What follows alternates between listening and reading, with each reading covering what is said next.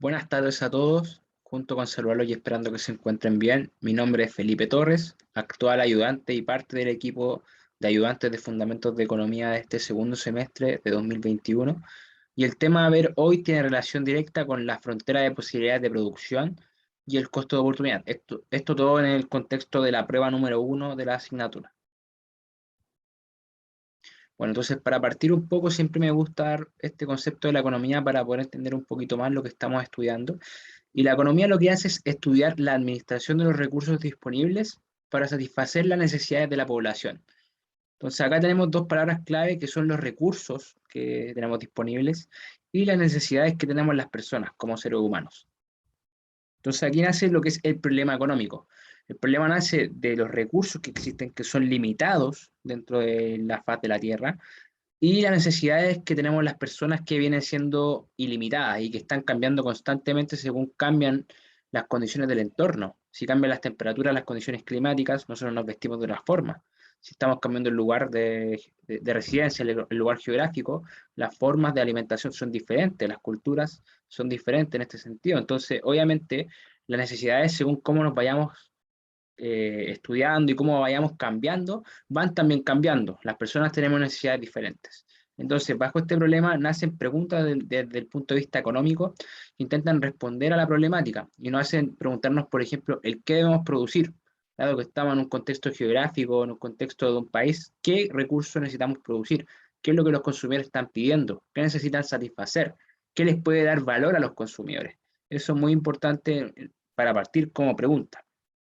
Después, el cuánto producir tiene relación directa con qué cantidad vamos a estar produciendo según obviamente lo que tenemos para producir y lo que pretendemos vender también. El cuánto producir igual es muy importante debido a que en muchas situaciones se da la situación de sobreproducción, en donde queda una cantidad de unidades que no se venden y eso genera una pérdida para la empresa. Pero también se generan condiciones en donde se produce una producción muy pequeña y en esos casos ni siquiera se alcanza a satisfacer la necesidad de los consumidores. Para qué producir tiene que ver con cuál va a ser el segmento de mercado al cual nos vamos a dirigir. Es muy importante el poder identificar el segmento de mercado al cual nos vamos a dirigir, porque claramente los productos en sí, no es que ellos quieran dejar afuera ciertos segmentos, pero obviamente tienen mucha más conexión con algunos grupos que otros. Por ejemplo, el tema de los asuntos deportivos tal vez va a estar mucho más asociado con las personas que tengan una vida más tendida al riesgo, amen un poquito más los desafíos. En este caso, en ese sentido, los gustos para esta persona van a ser diferentes. Entonces es necesario poder identificar los diferentes segmentos según edades, según lugar geográfico, según estilos de vida, entre otras cosas que son importantes para poder definir cuáles son los segmentos sobre los cuales vamos a trabajar. Lo otro también importante es el cómo producir. El cómo producir tiene que ver con cuáles son las tecnologías que nosotros vamos a utilizar para producir como tal. Y bueno, eso en sí es importante porque según las tecnologías va cambiando la eficiencia del proceso, que la eficiencia tiene que ver con hacer los procesos pero al menor costo posible. Y también podemos ir mejorando la eficacia de los procesos que tiene que ver con cómo podemos hacer las cosas mejor con lo que tenemos. Por último, y no menos importante, está el cuándo producir. El contexto temporal en el cual nosotros queremos producir es muy importante. No es lo mismo producir en un periodo en donde hay escasez de productos, como también no es lo mismo producir en un periodo en donde hay, obviamente, una sobreproducción de bienes. En ese caso, obviamente, si hay una sobreproducción de algún bien o recurso, no nos va a convenir producir ese bien. Sin embargo, si hay escasez, es desde la escasez donde nacen las reales oportunidades para poder buscar necesidades que sí tienen los consumidores. Bueno, por otra parte está el tema de la necesidad como tal. Vimos lo que era el tema de los recursos, ahora están las necesidades. Las necesidades como tal son descritas por esta pirámide de Maslow y lo que hace la necesidad y la pirámide como tal es poder describir de forma jerárquica en diferentes niveles las diferentes necesidades que van presentando nosotros los seres humanos en torno a nuestra vida, en torno a nuestro desarrollo. Entonces partimos de la base con lo que es la necesidad fisiológica. La necesidad fisiológica tiene que ver con las necesidades básicas de la raza humana, el poder respirar para sobrevivir, el alimentarnos, el descansar, la homeostasis, que son procesos básicos para la sobrevivencia del ser humano, son parte de esta base de la pirámide, que obviamente, tal como dice su nombre, son necesidades de tipo fisiológicas. Después, en segunda instancia, está la necesidad de seguridad, que estas se relacionan más que nada con cómo las personas pueden estar insertas en la sociedad, cómo poder asegurar esta inserción dentro de la sociedad. Entonces ahí está la seguridad física, nuestra seguridad desde el punto de vista de la salud, el contar con recursos para poder sobrevivir, el tema del empleo, la moral como tal versus la sociedad, el círculo familiar, tienen que ver con las necesidades más bien de la seguridad. Después pasamos a las últimas tres partes de la pirámide, los últimos tres niveles, donde tenemos por una parte las necesidades sociales, que las necesidades sociales tienen que ver más que nada con la amistad, con el afecto, con la intimidad, que nacen directamente de las relaciones que tenemos con los otros, con otras personas. Como cuarto punto importante está la necesidad del reconocimiento, que finalmente esto no se trata de que las personas quieran ser tratadas con comentarios positivos, que las personas quieren buscar este éxito. En el fondo, la necesidad de estima y reconocimiento va más allá de eso. Siempre nosotros los seres humanos estamos buscando el reconocimiento a través de los estudios, a través del tema de el tener un trabajo, el tener una estabilidad económica. Siempre buscamos que las personas reconozcan lo que nosotros hemos logrado. ¿Cómo? A partir de la confianza, a partir del respeto, a partir obviamente de los éxitos que nosotros podamos ir mostrando a los demás. Eso es parte de una necesidad del ser humano. Y por último, y no menos importante, está la necesidad de autorrealización, y tiene directa relación con la necesidad de sentirnos completos, o sea, que las cosas que hemos hecho están ya en la meta final de la vida, por decirlo en pocas palabras. Muchas personas independientes de su nivel de edad y nivel de ingresos que no se sienten autorrealizados, que no sienten que han completado o que han llegado al final de su vida, que han cumplido sus metas. Entonces, el sentirse autorrealizado es una de las necesidades más complejas, pero importantes dentro del mismo ser humano. Y obviamente para mencionar otra cosita importante, les menciono que no todas las necesidades dependen del ingreso como tal. Podemos ver que si bien podemos satisfacer necesidades como el alimentarnos, el poder tener una casa, el poder tener salud con dinero, hay otras que no pueden satisfacerse a través del dinero, como es el caso de las necesidades sociales, el reconocimiento que más que nada van a hacer en base a qué piensan las personas de nosotros, que no necesariamente va ligado al dinero o a los ingresos. Y finalmente el sentirse autorrealizado, porque hay que recordar que hay personas que se sienten felices y autorrealizadas con muy pocas cosas, con muy pocos recursos. Entonces, en ese caso, la autorrealización no es algo que vaya de la mano 100% con los ingresos. Como otro concepto importante dentro del análisis de la PEP 1, también está esto del costo de oportunidad, que el costo de oportunidad es súper importante porque relaciona lo que nosotros estamos perdiendo debido a que decidimos realizar otra acción o tomar otra decisión como tal. Es muy utilizado el costo de oportunidad en la ciencia de la toma de decisiones, donde analizamos cuánto estamos perdiendo al tomar una decisión como tal. Entonces, bueno, algunos ejemplos de costo de oportunidad, por ejemplo, el costo de oportunidad de realizar las ayudantías es que yo no puedo estudiar. Ya el hecho de no poder estudiar o no poder producir, el no poder hacer otra cosa en este tiempo, es el costo de oportunidad que yo debo asumir debido a que yo estoy decidido a realizar las ayudantías. Es parte del costo de oportunidad asumir. Las personas vivimos constantemente decidiendo sobre hacer cosas o diciendo sobre situaciones, por ende el costo de oportunidad nos está afectando constantemente, independiente de si es algo monetario, algo que tenga que ver con una cantidad de un bien, o si es algo subjetivo. Como ejemplo 2 tenemos un ejemplo un poquito más cuantificable, que bueno, si tengo una capacidad limitada para producir un bien A y un bien B, entonces el costo de oportunidad, por ejemplo, de producir A es que yo no voy a producir B, por ejemplo. O si yo produzco B, el costo de oportunidad de producir B es que yo dejo de producir A. En ese caso hay un ejemplo mucho más cuantificable. Pero hay costos de oportunidad que de todas formas no son cuantificables. Y es, por ejemplo, en el caso cuando nos toca tomar decisiones que directamente van más ligadas a recursos que no tienen relación con lo monetario. Ya, por ejemplo, recursos que tengan que ver con la amistad, recursos que tengan que ver con la autorrealización, no siempre se ligan al tema de los ingresos monetarios o al tema cuantitativo. Por ende, es muy difícil cuantificarlos, ya que son mucho más subjetivos. Y obviamente aquí es importante recalcar que el costo de oportunidad en el tema subjetivo depende mucho de los gustos del usuario. O sea, claramente va a haber mucho más algo que me gusta y voy a perder que algo que no me gusta. Es súper simple la teoría, pero también es importante recordarlo porque a veces no se toma en cuenta. Bueno, entonces Ya llegamos al ejercicio número 1 de la ayudantía, el cual obviamente es un ejercicio tipo comente, y estos ejercicios intentan ponernos una aseveración, y en base a eso nosotros tenemos que corroborar si esto es verdadero o falso, y debemos ir justificando el porqué de nuestra respuesta en base a los conocimientos y herramientas que entrega la asignatura Fundamentos de Economía. Entonces voy a sacar la pantalla completa y voy a leer el enunciado para poder responderlo de la forma correcta. Entonces esto es así: solo las personas de escasos recursos se enfrentan a la escasez, mientras que las personas con altos ingresos no, lo que conlleva que estas últimas tengan costo de oportunidad cero, ya que no tienen que renunciar a nada para obtener lo que quieren. Bueno, entonces la metodología para ir desarrollando este tipo de ejercicios se basa inicialmente en poder encontrar palabras clave dentro de lo que nosotros leemos. Entonces, primero que todo, el comenta en sí está haciendo dos aseveraciones que tenemos que estudiar.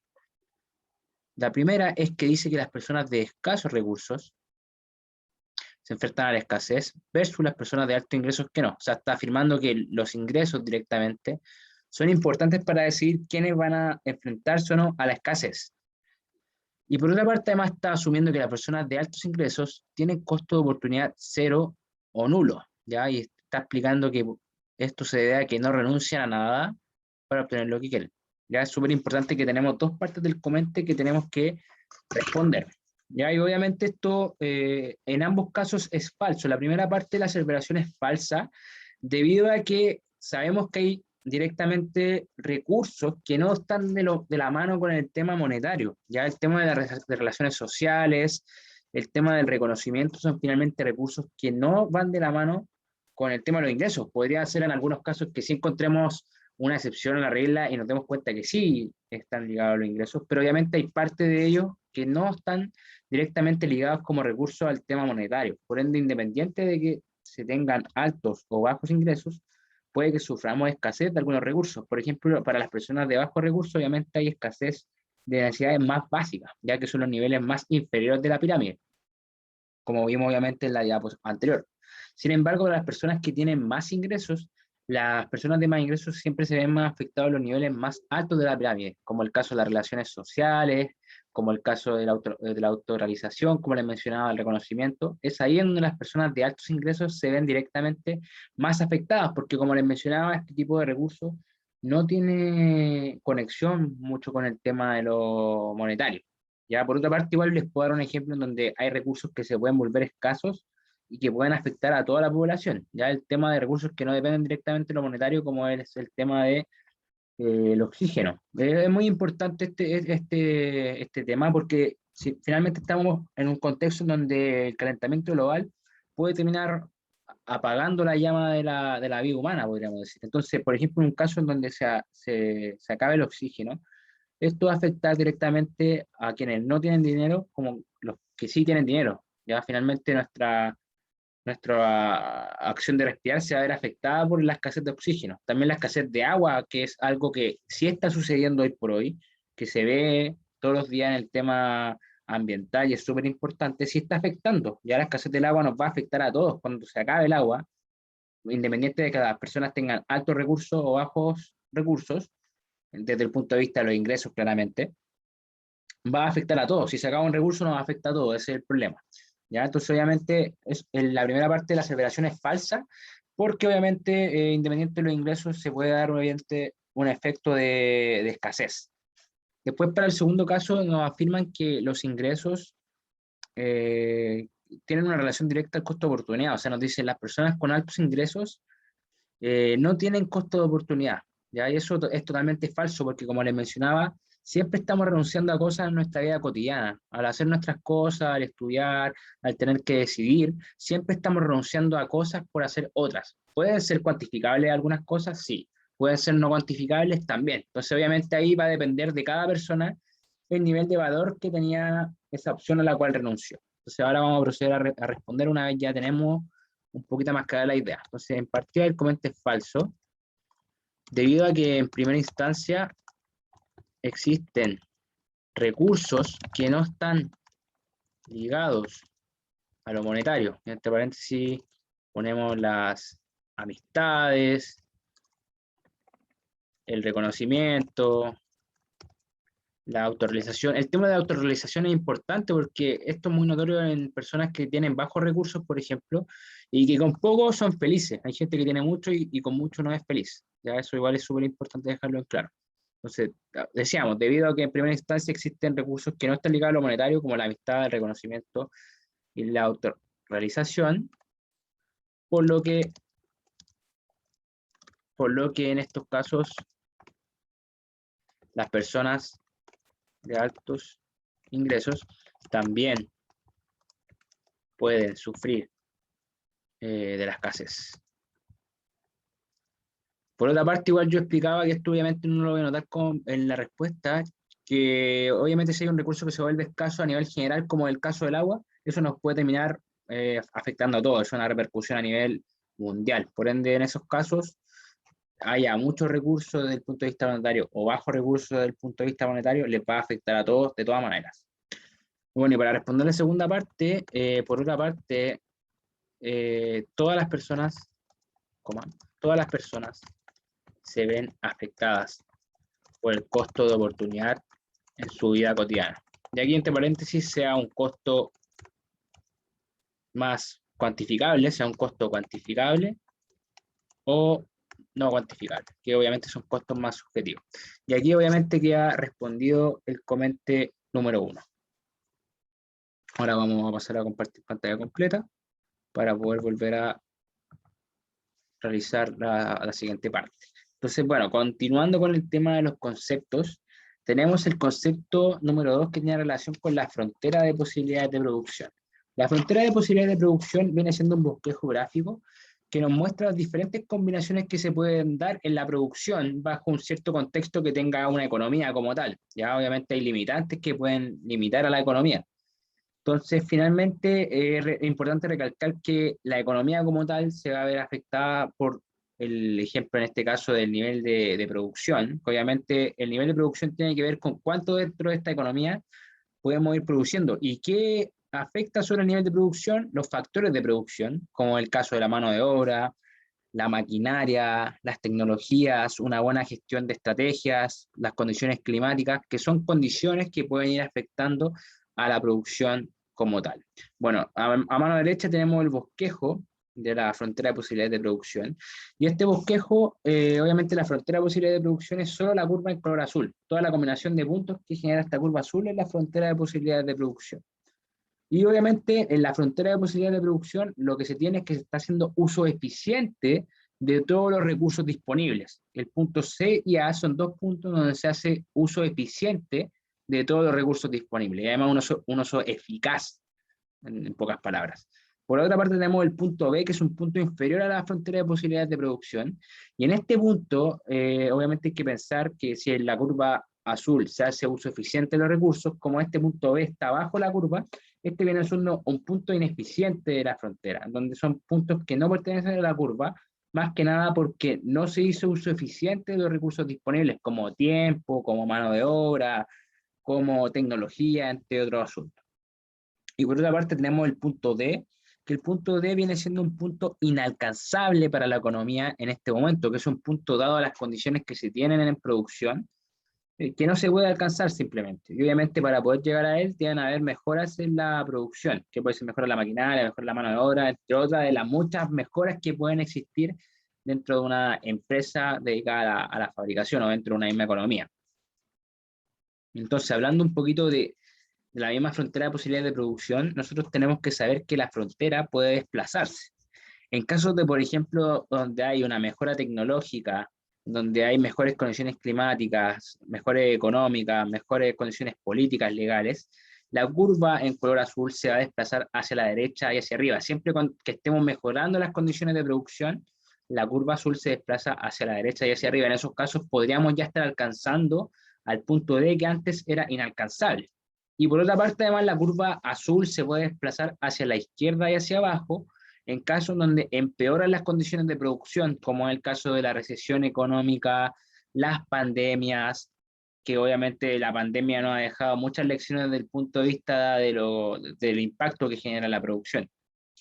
las condiciones climáticas, que obviamente en el tema de, súper simple un ejemplo, el tema de la agricultura, cuando por ejemplo hay heladas, el efecto que genera en la producción es súper potente, entre otras de las cosas que pueden generar que la curva azul se desplace hacia la izquierda y hacia abajo, y podríamos terminar finalmente en un punto como el B, que es un punto en donde obviamente el nivel de producción es inferior.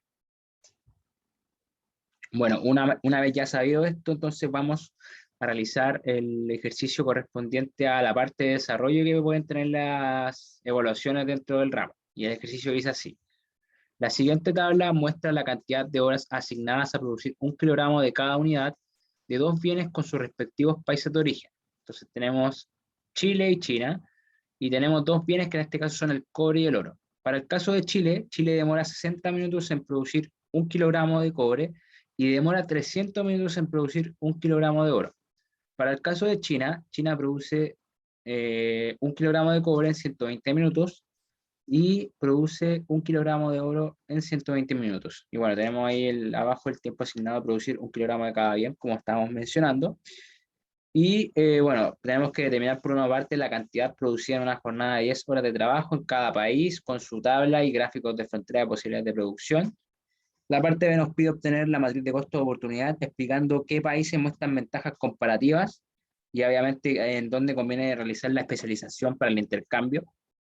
Y el ejercicio C nos propone una situación de estudio donde tenemos que estudiar una situación de consumo y producción sin comercio versus una situación de producción y consumo con comercio. Y ahí obviamente cuando toque hacer la parte C vamos a volver para recabar un poquito los datos.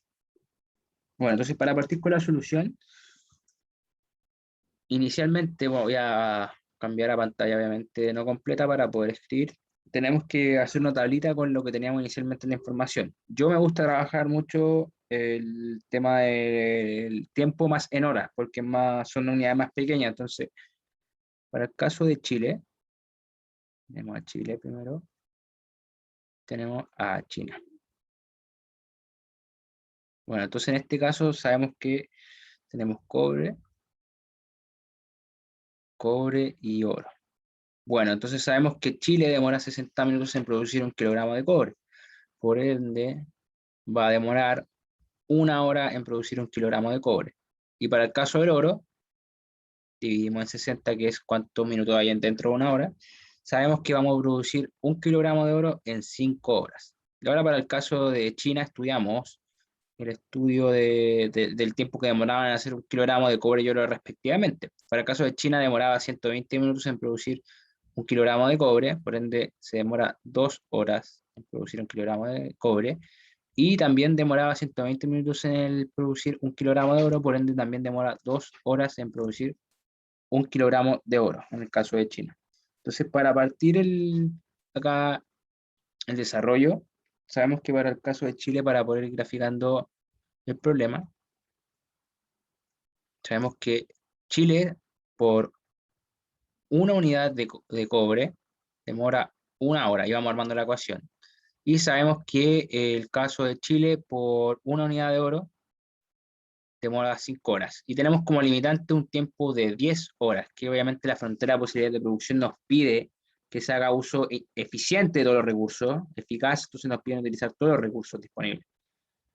Y ahora en este caso podemos obviamente graficar esta curva como 10 menos 5 veces la cantidad de oro producido. Y eso obviamente acá en Chile, bajo el contexto de Chile, podemos hacer su gráfica de frontera de posibilidades de producción, la cual acá podemos ver que va a estar dada por en el eje de Y por la cantidad de cobre y en el eje X por la cantidad de oro. Y obviamente notamos, si producimos solo cobre, van a poder producirse 10 horas, o sea, 10 kilogramos, que es el coeficiente de corte que está ahí. Y si nos dedicamos a producir oro, solo vamos a estar produciendo 2 unidades de oro. Y ahí quedaría graficada la frontera de posibilidades de producción. Y todos los puntos que pertenezcan a esta curva son parte de la frontera de posibilidades de producción. Entonces ahora vamos a ver el caso de China. Para China es muy similar el estudio que hay que hacer. Sabemos que en el caso de China, por 2 horas que se demora el cobre, se logra producir 1 kilogramo de cobre. Y para el oro se demora también 2 horas. y eso con un límite de 10 horas, por lo cual la ecuación finalmente queda dada por que la cantidad de cobre va a estar dada por 5 menos la cantidad de unidades de oro, lo cual también es muy fácil de graficar para la frontera de posibilidades de producción. Repetimos el proceso, en el eje X queda la cantidad de cobre producida, acá queda la cantidad de oro producida, y si vemos bien, si no producimos nada de oro, se producen 5 de cobre, y si producimos todo de oro, se producen 5 de oro.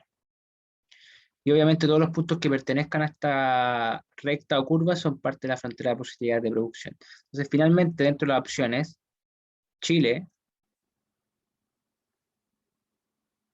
cobre, oro.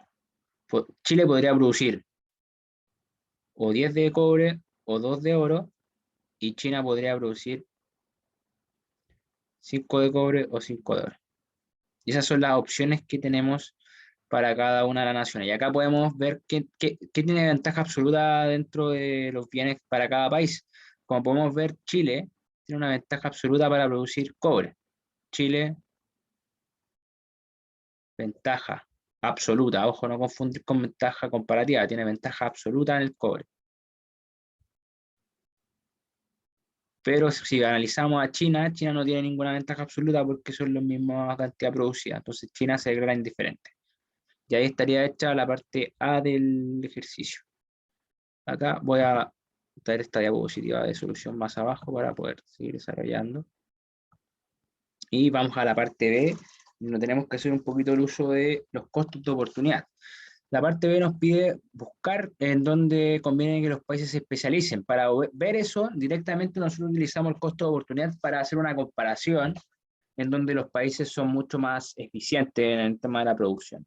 Entonces, el costo de oportunidad es muy sencillo de trabajar porque se trabaja con una regla de tres. Entonces, vamos primero al tema de Chile. Para el caso del Chile y cobre, primero, vamos a analizar el tema del cobre. Acá vamos a analizar cobre, oro. Entonces, para el tema del cobre para Chile, sabemos que si se producen 10 de cobre, se dejan de producir 2 de oro. Entonces, si ahora produzco una de cobre, ¿cuánto de oro dejo producir? Acá, uno no, disculpa. Entonces, acá hacemos la regla de 3 y nos podemos dar cuenta que se deja de producir 0,2 kilogramos de oro, dado que producimos una unidad de cobre. Y ahora para el tema del oro vemos, si producimos 2 de oro, se dejan de producir 10 de cobre. Por ende, al producir 1 de oro, ¿cuánto se deja de producir de cobre? En este caso, al hacer la regla de 3, me va a dar que se dejan de producir 5 kilogramos de cobre cuando produzco 1 de oro. Para China, el mismo análisis. Entonces, para el caso de China, sabemos que China, por 5 kilogramos de cobre que produce, deja de producir 5 de oro. Ahora, si produce 1 de cobre, deja de producir 1 de oro. Es muy sencillo porque está en una razón 1 a 1. Entonces, en este caso, aquí me queda 1 de oro, 1 kilogramo de oro. Y después para el tema del oro, muy sencillo también, si se producen 5 de oro, se dejan de producir 5 de cobre. Ponen si produzco 1 de oro, ¿cuánto de cobre dejo de producir? Y para China se deja de producir 1 de cobre. Entonces, obviamente, ya con estos datos, hacemos una tabla de resumen con los costos de oportunidad. Va a estar Chile, China. Acá está oro. Yo que lo hice al revés, vamos a borrar acá para no confundir. Bueno, entonces acá era cobre y oro. Vamos a eliminar de nuevo acá porque ya. 1 kilogramo cobre, 1 kilogramo oro. Entonces ahora con esto decimos, para producir 1 kilogramo de cobre, Chile renuncia a 0,2 kilogramos de oro. Y además sabemos que por 1 kilogramo de cobre, China renuncia a 1 kilogramo de oro. Para el caso del oro, por producir 1 kilogramo de oro, Chile renuncia a 5 de cobre,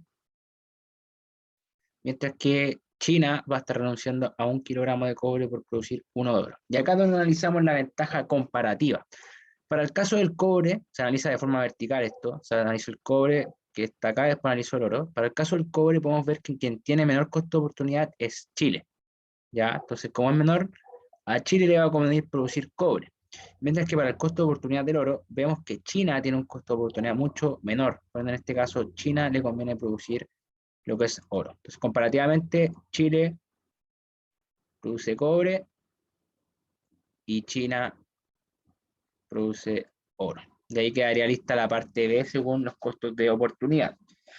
Y finalmente vamos a ir a la última parte del comente, que es la parte C, la voy a volver a leer para que se entienda bien, que dice, explica a través de una tabla de producción y consumo para cada país cómo se efectuaría el intercambio si antes que se materialice, o sea, antes de que se dé la apertura comercial, Chile produce 5 kilogramos de cobre y 1 de oro, y China 2 de cobre y 3 de oro.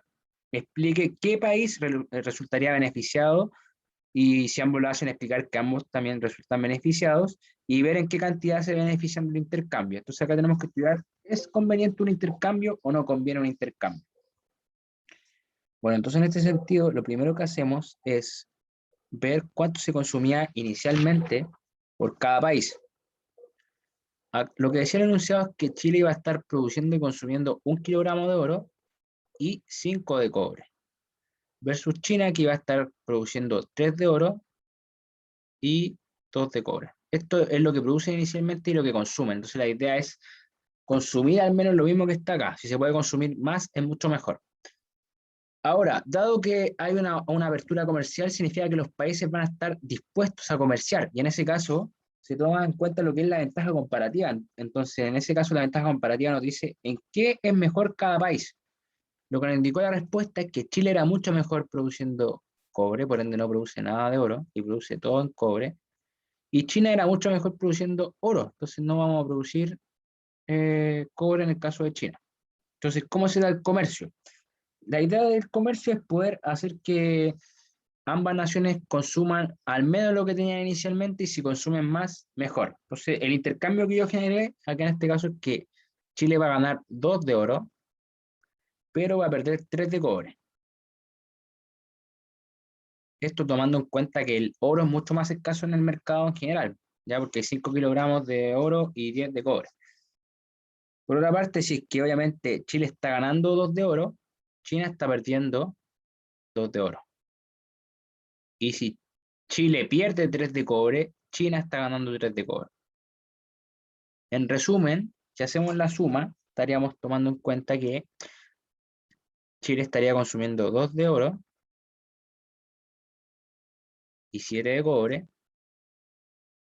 y China estaría consumiendo 3 de oro y 3 de cobre. Entonces, finalmente, si estudiamos las ganancias en comparación a la producción sin comercio, estoy viendo que aquí se gana 1 kilogramo, que aquí Chile gana 2 kilogramos de cobre, que China aquí no gana en oro, pero de todas formas China gana 1 kilogramo de cobre. Entonces, lo que podemos ver finalmente del intercambio es que está beneficiando a las naciones. Chile se está viendo mucho más beneficiado porque está consumiendo 1 extra de cobre y 2, o sea, 2 extra de cobre y 1 de oro, y China por su parte solo está consumiendo 1 extra de cobre. Si bien en el cobre ambos ganan, en el oro tenemos que ver que en la combinación o puede ganar uno o ganar el otro, pero no ganan ambos, porque yo podría haber, obviamente en esta explicación, haber dicho que tal vez China no daba 2 de oro, sino que daba uno solo, tal vez. Entonces, si daba uno solo, en este caso, Chile se mantenía con su consumo inicial, no ganaba en oro, y China sí ganaba en oro. Por ende, ahí obviamente la conclusión final es que, independiente de cómo decidamos nosotros que sea el intercambio, el comercio le está dando mucho más beneficios que problemas a las naciones que estábamos estudiando. Y bueno, eso sería la ayudantía de hoy. Muchas gracias por escuchar.